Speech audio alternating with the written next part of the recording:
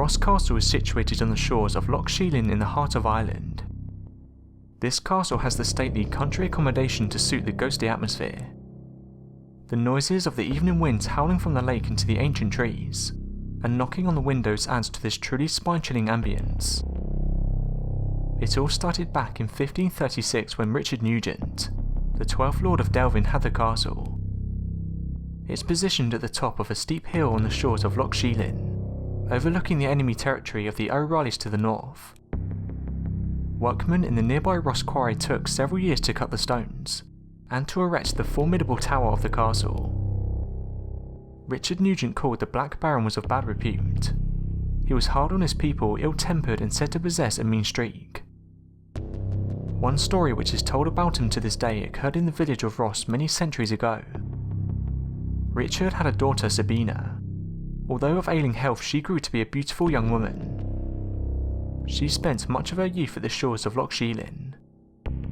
Although the daughter of an English lord, extended walks brought into contact with the local Irish. There she met a handsome young man with whom she started chatting. His name was Owen, son of an O'Reilly chieftain. Time suddenly flew, and upon parting they promised to meet again.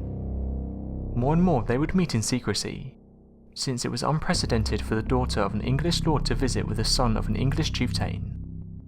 They soon fell deeply in love for one another. Time passed, and the longer they waited, the more the realization grew they could never be together. Without any hope in sight, one day they decided to elope. Without any future for them in the land they were raised, they had to say farewell, and leave to seek their fortune elsewhere. One night they met again in secrecy. They boarded a boat down by the shore and started to row across the lake. As they were on their way, a sudden storm came up and caught them by surprise. They came off course, could not return, and struggled as the storm grew stronger. A gale and a sudden swell caught the boat and overturned it. While Sabina was rescued but did not wake up for 3 days, Owen didn't survive. Upon realizing that her love was forever gone, Sabina fell into a deep despair. She would lock herself up in the castle's tower and not eat or drink until she fell into a deep sleep, from which she never woke up. To this day, Sabina haunts the castle's walls.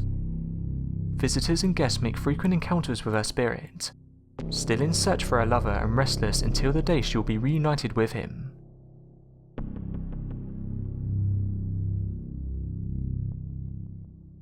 Thanks for watching, and don't forget to subscribe for more videos.